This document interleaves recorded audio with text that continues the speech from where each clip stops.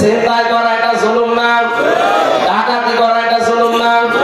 কালকে আমি নাটোর থেকে পাবনার রাস্তায় ডাকাতের কবলে পড়েছিলাম, কিন্তু আমার মনে হয় 8-10 মিনিটের কারণে আল্লাহ আমাকে বাঁচিয়ে দিয়েছে। আমরা এসেই দেখি গাড়ি ব্রেক করা, গাছ ফেলা, ওরা কাজ বাজ করে মনে হয় চলে গেছে। তারপরে আমরা ঢুকেছি, আর একটু আগে আসলে আমারও খবর ছিল। কিছু না কিছু হলে অন্তত মোবাইল গুলো তো নিয়ে নিত।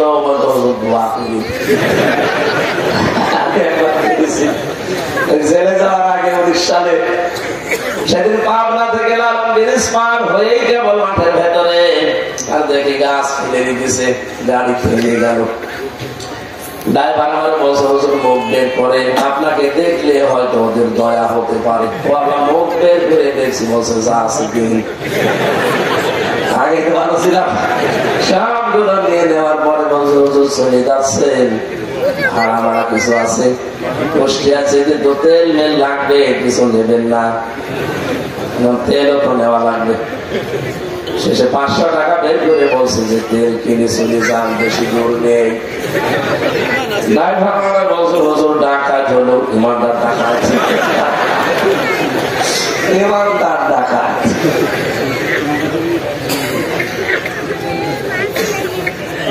জুলুম বন্ধ করা লাগবে, নাই তো আপনি সামনে নেতৃত্বে আসতে পারবেন না। অন্তত এই দেশের মুসলমান আপনাকে গ্রহণ করবে না।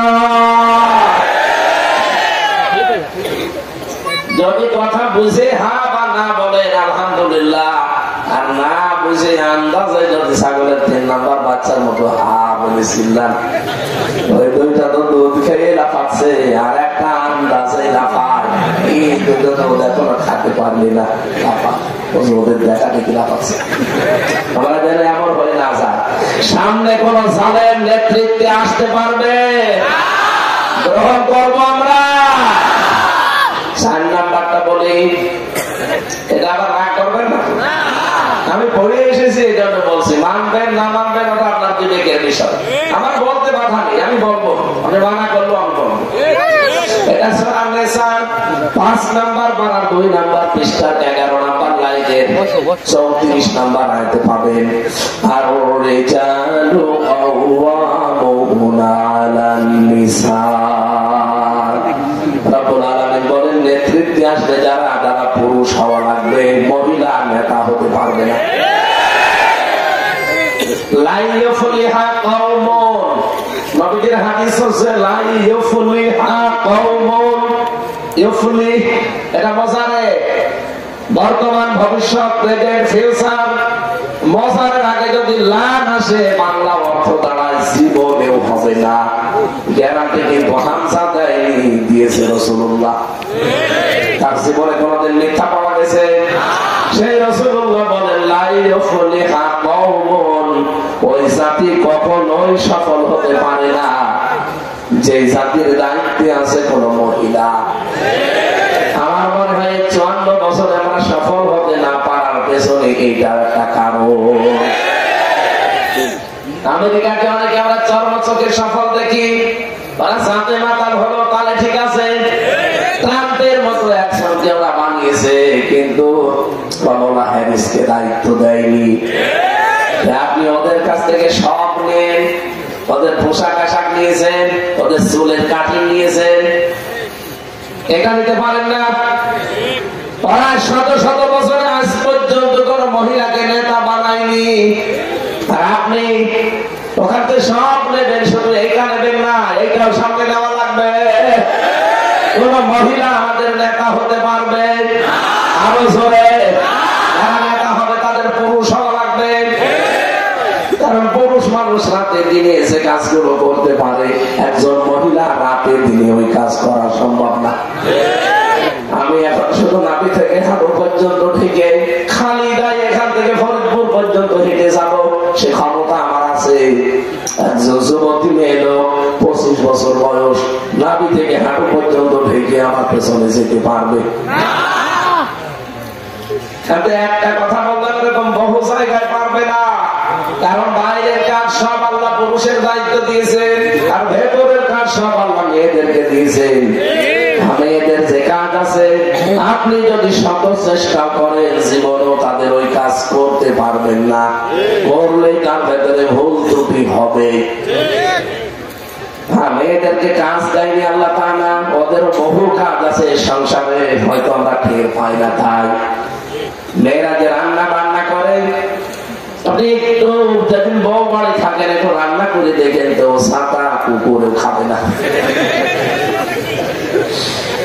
একটা লোক একদিন বউকে ধমকাচ্ছে যে কি কাজ করো তুমি, ছাতা বাড়িতে শুধু ঘুর ঘুর করো, শুধু ঠোকামুটি করো, কোনো কাজ নেই তোমার। মহিলা বলছে আমার কাছে কোনো গুরুত্ব নেই তোমার কাছে, আগামীকাল থেকে তোমার কাজ আমি করবো, আমার কাজ তোমার করা লাগবে। একটা ব্যাপার হলো, সকালবেলা মহিলা গরু আর ছাগল গুলো নিয়ে গেছে খুলে মাঠে চড়াতে, রান্না করা লাগবে। চাউল কয়, খোঁজ খবর নিয়ে দেখে চাউল আছে কিন্তু এখনো ছাড়া হয়নি। এই চাউল তো রান্না করা যাবে না, ছাড়া লাগবে, এর ভেতরে তো তুষ আছে, খুদ আছে, কি করা যায়? কোলা নিয়ে এসেছে, কোলা নিয়ে এসে ছাড়বে চাউল, হাতের উপরে দিয়ে নিচে যে বাড়ি দেওয়া লাগে ও ছাড়া তো জানে না, এমনি এরকম করে। সারাদিন কেটে যাচ্ছে, তো ভোরবেলা একেবারে বউ এসে বলছে কই খাবার কই, বলছে তোমার মতো বজ্জাত মহিলার সাথে সংসার করা যায়?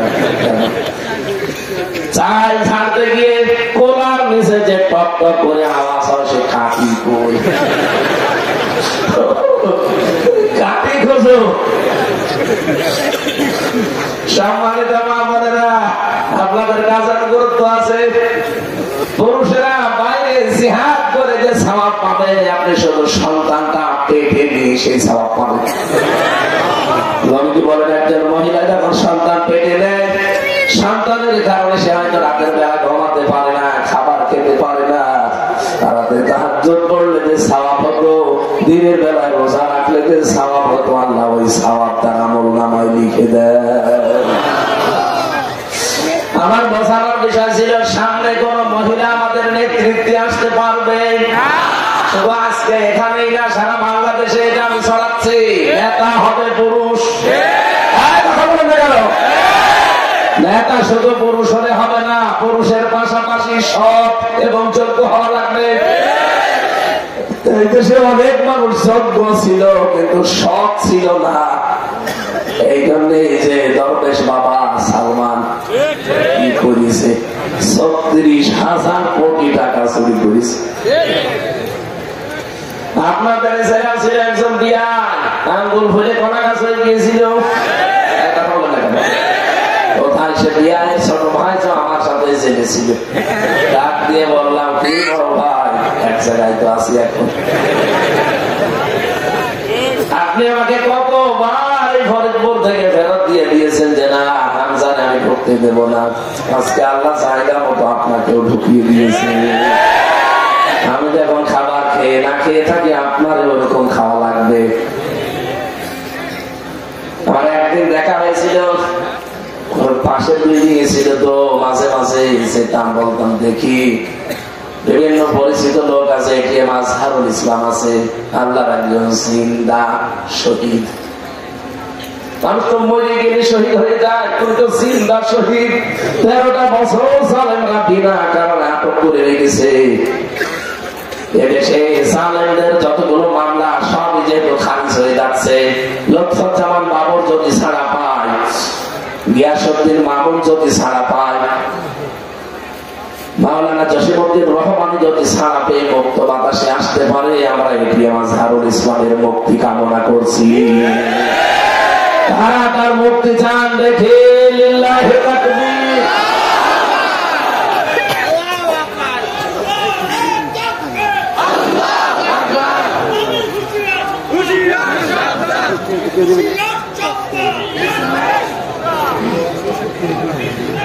আলহামদুলিল্লাহ, যে কয়টা বললাম এই কয়টা যদি সামনে আপনি নিয়ে আসতে পারেন, আল্লাহ রাব্বুল আলামিন আমাদেরকে যে কাঙ্ক্ষিত কল্যাণময় রাষ্ট্রের ঘোষণা দিতে যাচ্ছে, আমরা এবার সেদিকে প্রবেশ করছি। 1 নম্বরে রাসূলের প্রতি আমাদের দায়িত্ব বা কাজ হচ্ছে তার প্রতি জিকির করা না, তার প্রতি দরুদ পড়া।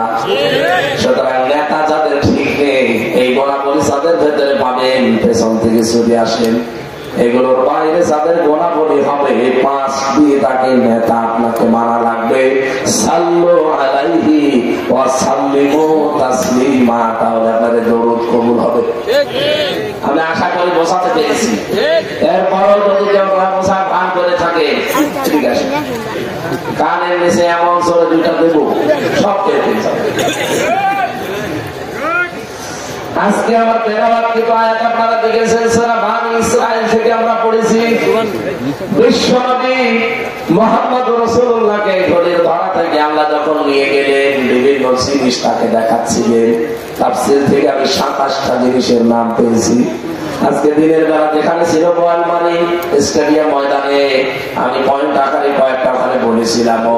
তাকে আল্লাহ মিজানের পাল্লা দেখিয়েছেন। কিসের পাল্লা? হাউজে কাউসার দেখিয়েছেন, পোল সিরাত দেখিয়েছেন। আল্লাহ পাক বলেন, মিনকুম ইল্লা ওয়ারিদুহা কানা আলা রাব্বিকা হাতমান মাকদিয়া সুম্মা নুনাজ্জিল্লাযীনা তাকাও ওয়া নাদারুস সালিমিনা ফিহা জিসিয়া। সূরা মারইয়াম 16 নম্বর পারা 9 নম্বর পৃষ্ঠা 9 নম্বর লাইনে আছে 72 নম্বর আয়াত। আল্লাহ পাক বলেন, পুলসিরাত এই যে দেখতে পাচ্ছেন, 30,000 বছরের রাস্তা, উঠবে মানুষ 10,000 বছর, সরাসরি যাবে 10,000 বছর, আবার নামবে 10,000 বছর। যদি এই ব্রিজের মতো হতো পদ্মা সেতু না, চুলের মতো চিকন হবে, হীরার মতো ধার হবে। আল্লাহ বলেন, এর উপর দিয়ে মানুষকে পার হওয়ার জন্য আদেশ দেব। গুনাহগার যারা সব কেটে কেটে জাহান্নামে পড়ে যাবে, কারণ এটা জাহান্নামের উপর দিয়ে। কিন্তু মানুষ যদি তাকওয়া অর্জন করে, আমি আল্লাহ পাক তাকে ওই জায়গা থেকে বাঁচিয়ে জান্নাতে পৌঁছে দেব। জীবনের আসল সফলতা কিন্তু এই জায়গায়।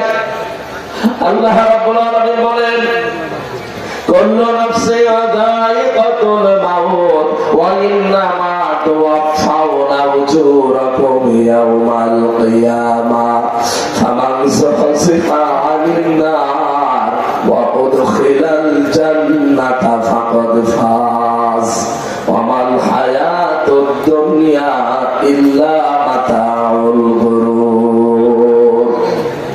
এই পৃথিবীতে যে জন্ম নিয়েছে তার মরা লাগবেই। কিয়ামতের দিন আমি মিজানের পাল্লার কাছে পরিমাপ করে গুরুত্বের ভিত্তিতে মাপ দিয়ে তার উজরতটা, পারিশ্রমিকটা পরিপূর্ণ করে দেব। ওই লোকটার জীবন তো সফল হয়ে যাবে, যাকে জাহান্নামের আগুন থেকে আমি আল্লাহ বাঁচিয়ে জান্নাতে বলে ঘোষণা দিয়ে দেব। পৃথিবীর মানুষেরা, দুনিয়ার জীবনটা কিন্তু খেলা খোলা, রং তামাশা আর ধোঁকা ছাড়া আর কিছু না। কে বলছে? এখানে এই পরীক্ষা যেহেতু সামনে আমাদের আছে, একের প্রথম অর্থ পাবেন এইটা, দ্বিতীয় একটা অর্থ পেয়েছি। রব্বুল আলামিন বলেন, আস্তে আস্তে দুনিয়ার জীবনে আমি যাকে জাহান্নামের কাজগুলো ছেড়ে দেওয়ার সুযোগ দান করি, আস্তে আস্তে জান্নাতের কাজগুলো করার তৌফিক দেন, এই লোকটার জীবন সফল। আগে হয়তো উলঙ্গ নাচ দেখতেন, ভালো লাগতো, এখন হয়তো আস্তে আস্তে ঘৃণা তৈরি হয়েছে ওর উপরে। ওগুলো মনে আসলে আপনার ঘৃণা লাগে। পায়খানা দেখলে যেমন ঘৃণা করেন, উলঙ্গ নাচ দেখলে, অর্ধ উলঙ্গ নাচ দেখলে আপনার কাছে ঘৃণা লাগে। জিকির করতে আগে ভালো লাগতো না, জিকির করলে এখন মনের ভেতরে আলাদা শান্তি পান। আপনি বুঝবেন আপনাকে আল্লাহ জাহান্নামের কাছ থেকে আস্তে আস্তে জান্নাতের দিকে এগিয়ে দিচ্ছে। এই সুযোগ যদি আপনি কাজে না লাগান, আপনি কিন্তু ব্যর্থ হয়ে যাবেন। আমার হায়াতুদ দুনিয়া ইল্লা মাতাউল গুরুর। পৃথিবীর এই জমিটা আমাদের জন্য একটা ধোঁকা। আমার মা বাবা এটা ধোঁকা। আজকে আমার এক দাদা মারা গেছে, চাচাতো দাদা, ভালো মানুষ, ঘুমিয়েছে, ছেলে মেয়ে জামাইয়ের সাথে কথা বলে সকালে দেখে মরে গেছে। অল্প বয়স, বেশি না, 60-65 বছর বয়স হবে, মরে গেল। কোন দিন লোকটা অন্তত ওই দিনের জন্য ভাবে না যে সকালে আমি হার উঠবো না, এটা আমার শেষ ঘুম। ফরিদপুরবাসী, আমি আমার ইমান থেকে বলছি, মা বাবাও কিন্তু ধোঁকা। স্ত্রী, সন্তান, জমি জায়গা, প্রভাব প্রতিপত্তি, পৃথিবীতে যা আল্লাহ মানুষকে দিয়েছেন সব ধোঁকা। আপনি খালি চোখটা বন্ধ করে দেখেন ধোঁকা কেমন, সব টের পাবেন। এখানে কোরআনে কারিমে আল্লাহ জানিয়েছেন, ইয়া আইয়ুহাল্লাযীনা আমানু লা তুলহিকুম আমওয়ালুকুম ওয়ালা আওলাদুকুম আন যিকরিল্লাহ ওয়া মান ইয়াফআল যালিকা ফাউলাইকা হুমুল খাসিরুন।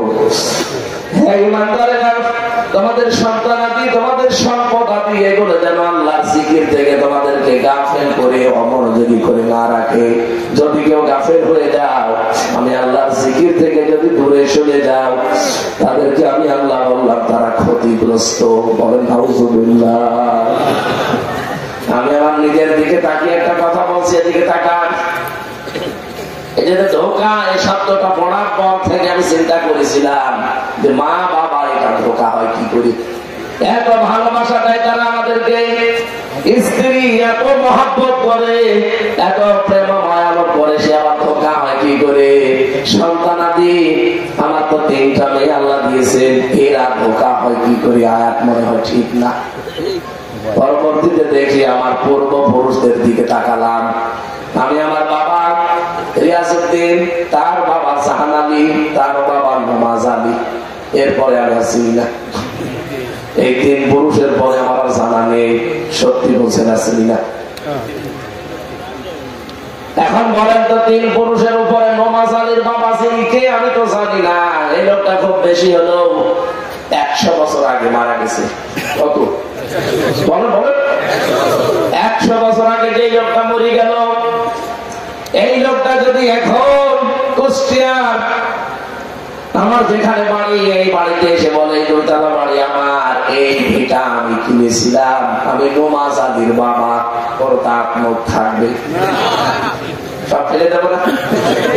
কিসের নমাজ আলীর বাপ আপনি? আমি তো নমাজ আলীকে চিনি না। আপনি এসেছেন নমাজ আলীর বাপ। আপনার যদি থাকার জায়গা না থাকে, কুষ্টিয়ার বড় মসজিদ খোলা আছে, রাতের বেলা ওখানে থাকে, সকালবেলা কেটে পড়বে। আল্লাহ যে বলেছিলেন মাতা হল গুরু দুনিয়া জীবন ধোঁকা, আমি একেবারে বাস্তব বলছি। এইটা কথা বলে না কেন? আমি যদি সত্যি 100 বছর পরে আবার এই ফরিদপুরে ফিরে আসি, যদি বলি এই বাড়ি আমার, এই ভিটা আমি কিনেছিলাম, ওই সময় যারা এখানে বসবাস করবে তারা আমার চিনতে পারবে? আর যদি চেনে ও উঠতে দেবে? কার জন্য কি করে যাচ্ছেন একটু বিবেককে প্রশ্ন করতে পারেন না? যে 100 বছর মাত্র, এরপরে ফিরে আসলে আমার নিজের কেনা এই জায়গা, এই ভিটা আমার উঠতেই দেবে না। এর জন্য যদি এখন আমি আমার আখিরাতটা নষ্ট করে ফেলি, আপনার অবৈধ কামাই, অবৈধ ইনকাম ভোগ করার জন্য আপনার স্ত্রী, আপনার ছেলে মেয়ে, আপনার মা বাবা, ওরা কিন্তু 2 পায়ে খাড়া আছে। কিন্তু এর দ্বারা যে গুনাহ হবে, পাপ হবে, একটা পাপ আপনার বউ, আপনার মা বাবাও নিতে রাজি। কথা বলে না কেন? আমরা যেন পাগলামি না করি। আমি সহ যারা এসেছি এখন দুনিয়ার জীবন সম্পর্কে আমরা যেন বুঝতে পারি। আল্লাহ যেহেতু বললেন ধোঁকা, অবশ্যই এখানে কোনো কারণ আছে। কথা বলে না কেন? আল্লাহ আমাকে বোঝার তৌফিক সবাইকে দান করেন, বলেন আমিন। নবীকে আল্লাহ জিনিসগুলো দেখাচ্ছিলেন, হঠাৎ করে তার গবেষণাগারে বসিয়ে বললেন, আপনি একটা রাষ্ট্রের দায়িত্বে নিতে যাচ্ছেন। কল্যাণময় রাষ্ট্র গঠন করতে হলে আপনাকে 14টা কাজ রাষ্ট্রে করা লাগবে। যান, আপনি এবার দুনিয়ায় ফিরে যান।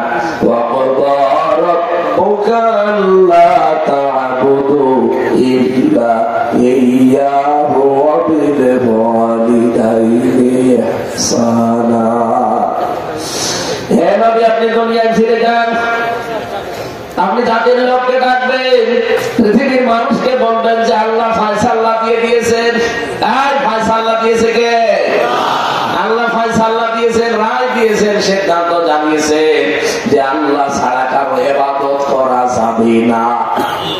সুতরাং এটা এখন বাংলাদেশে প্রচার বেশি করা দরকার। এই রজব মাসে অন্যান্য ধর্মের যারা আছেন সবাইকে আমরা আহ্বান যাচ্ছি উলিয়া আহলাল কিতাবি তাআলাউ ইলা কালিমাতিন সাওয়াইন বাইনানা ওয়া বাইনাকুম আল্লা না'বুদা ইল্লাল্লাহ ওয়া লা নুশরিকা বিহি শাইআ ওয়া লা ইয়াত্তাখিযা বা'দুনা বা'দান আরবাবাম মিন দুনিল্লাহ। হে নবী, আপনি ডাকতেন ওদেরকে, ইহুদি খ্রিস্টান যারা কিতাব পেয়েছে, আহলে কিতাব, ওদেরকে বলেন আসো, তোমাদের ভেতরে আমাদের ভেতরে যেই কয়টা জিনিসের মিল আছে অন্তত সেই কয়টা জিনিস আমরা একসাথে করি। তোমরা ইবাদত বন্দেগী করো, আমরাও করছি। ইবাদত করব যার সাথে শরীক করা যাবে না, এবং আল্লাহ বাদে আমরা রব হিসাবে, আইনদাতা হিসাবে আর কাউকে মানব না। এই কথার উপরে আমরা আসলে সব একমত হই। আমার মনে হয় সেই সময় এখন বাংলাদেশে চলছে। আপনারা দেখতে পাচ্ছেন সারা দেশে আমিরে জামাত ডক্টর শফিকুর রহমান হাফিজাহুল্লাহ, উনি যেখানেই যাচ্ছে ওনার অনুষ্ঠান গুলোতে শুধু মুসলমান না, অনেকে হিন্দু পণ্ডিত যারা পুরোহিত, ঠাকুর, খ্রিস্টান পর্যন্ত আমি কয়েকদিন আগে দেখেছি রংপুরে, এরা পর্যন্ত এসে ইসলামের সৌন্দর্য বর্ণনা করছে। তারাই সাক্ষ্য দিচ্ছে যে দেশে যদি কোরআনের বিধান চালু হয় আমরা সবচাইতে বেশি নিরাপদে থাকবো। সুতরাং আমাদের সবার উচিত এই রজব মাসে দল, মত, জাতি, বর্ণ দেখা যাবে না। যে ধর্মের লোক আপনি হন, আপনি কিন্তু ইবাদত একজনের না একজনের করেনি। কথা বলেন না কেন? আপনারা তাকে উপরওয়ালা বলেন, গড বলেন, আমরা তাকে আল্লাহ বলি। হিন্দুরা যাকে উপরওয়ালা বলে ডাকে, আমরা তাকে কি বলি? এটাতে বাস্তব। আমি যখন বরিশালে পড়তাম চরমনায়, ওই সময় ব্রিজ হয়নি, নৌকা করে যাচ্ছিলাম, হঠাৎ দেখি ঝড় উঠেছে, নৌকা তো টলাটলি করছে। আমরা যারা মুসলিম আছি বলছি লা ইলাহা ইল্লা আনতা সুবহানাকা ইন্নী কুনতু মিনাজ জালিমিন। হিন্দু দাদা দাদ দেখে আমার সামনে বসা, ওরাও দুইজন পড়ছে লা ইলাহা ইল্লাল্লাহ। কি গো দাদা, চেহারা দেখে মনে হচ্ছে অন্য ধর্মের, কালেমা পড়েন কেন? আমার বলছে দেখেন যে ঝড় উঠেছে ও কালী দুর্গার কাজ না, আল্লাহ রাখবে। এই ঝড় থেকে বাঁচাতে কালী দুর্গার দ্বারা হবে না, আল্লাহ লাগবে।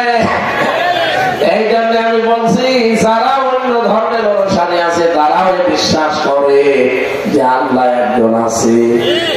কথা বলে না কেন? হয়তো তারা ইবাদতের ভেতরে শিরিক করে ফেলে। খ্রিস্টানরা যেমন আল্লাহ একজন আছে বিশ্বাস করে, কিন্তু তারা এই কথা বলে যে আল্লাহর স্ত্রী আছে মরিয়ম, তার ছেলে আছে ঈসা। এই জন্য তারা মুশরিক হয়ে গেছে। আমি বাইরের রাষ্ট্রগুলোতে অনেক ইহুদির সাথে মিলেছি, তাদের সাথে মিশে দেখেছি ইহুদিরা পর্যন্ত তারা এই কথা বলে যে আল্লাহ একজন আছে, কিন্তু উযাইর আলাইহিস সালামকে তারা আল্লাহর ছেলে মনে করে। হযরতে মূসাকে তারা নাম পাল্টিয়ে তাকে যোসেফ বলে।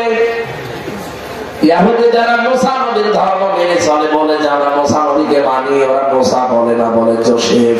কি বলে? খ্রিস্টানরা হযরতে ঈসাকে ঈসা বলে না, বলে যিশু। আমরা আমাদের নবী মুহাম্মদ রাসূলুল্লাহর নামকে কোনদিন পরিবর্তন করি নাই, করেছি? আমাদের নবীকে আল্লাহ ডাক দিয়েছেন কোরআনে কারিমে প্রায় 7টা নাম দিয়ে। রব্বুল আলামিন বলেন বিশ্ব নবীকে আমি ডাক দিয়েছি আহমদ, মুহাম্মদ, আব্দুল, মুজাম্মিল, মুদাসসির।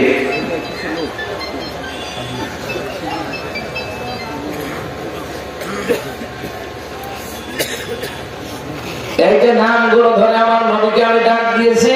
অন্যান্য ধর্মের তারাও নবীর নামে ডাকে, তাদের নবীর স্মরণ করে।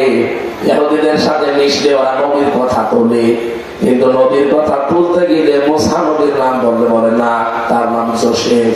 কি ইহুদিরা এটা বলে।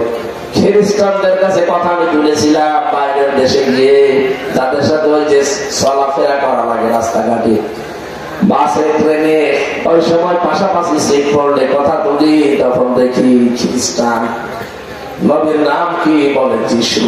না, বলে না যিশু। আমাদের নবী মুহাম্মদ রাসূলুল্লাহর পরিচয় যখন তুলে ধরা হয়, তখন হিংসা এবং অহংকার দেখায়। তোমাদের নবী একটা গরিব মানুষ ছিল, অসহায় ছিল। তাওরাতের ভেতরে কিন্তু 1000-এর উপরে আমার নবীর নামের সম্মান মর্যাদা বৃদ্ধি করা আছে, 1000 বারের উপরে। তারা এটা জানতো, দেখতো, কিন্তু হিংসার বশবর্তী হয়ে অহংকার করে তারা মানত না। আজ আপনি দেখবেন এই দেশে অনেক মানুষ এমন আছে, 48টা নিবন্ধিত দল এই দেশে, নিবন্ধনের বাইরেও আছে প্রায় সব মিলে 73টার উপরে। এদেশে অন্তত পাগল ছাড়া সবাই জানে যে এদেশে মাসলুম দল কোনটা, হক দল কোনটা।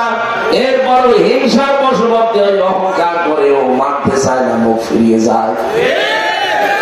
ওরা যদি আমাদের নবীর পরিচয় পাওয়ার পর হিংসার বশবর্তী হয়ে অহংকার করে না মেনে ইহুদি হয়, খ্রিস্টান হয়, মাগতুব হয়, ধর্মলীন হয়, আর যারা বাংলাদেশে হক কোনটা দেখিয়ে দেওয়ার পরেও যদি কেউ বলে না আমরা মানি না, সত্যকে সত্য জানার পরে যারা মানতে চায় না, হিংসা করে অহংকার করে, তাদেরও মরণ হবে ইহুদি আর খ্রিস্টানের মতো।